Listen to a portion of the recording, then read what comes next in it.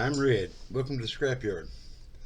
Uh, yeah, I was staring at this thing and I just got wanting to mess with it more and more, so I got it out and I messed with it. As you can see, I've got the recorder windows filled back in like the original kit was. Done quite a bit of body work there. It was filled in with styrene and sprue goo with a little bit of 3M spot putty on top. Got my first coat of primer on.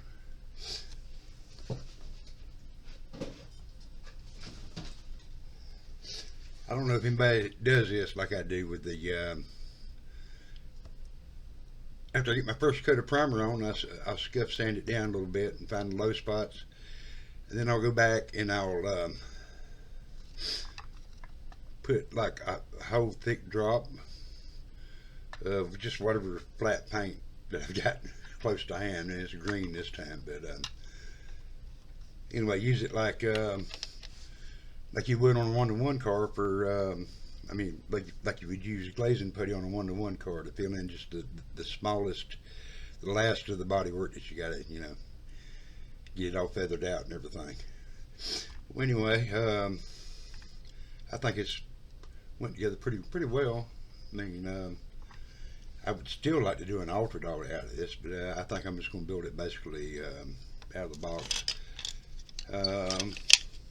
Got the chassis in the interior tub in black, but anyway, I just thought I'd let y'all see it. And like I said, I got a question for you. Does anybody, know if anybody else uses the flat paint like that as a glazing putty on your primer coat? As soon as that dries, I'll block it back down again, and it'll be getting pretty slick. I see a little spot I missed, but I think I'll get it. It'll come out when I block it.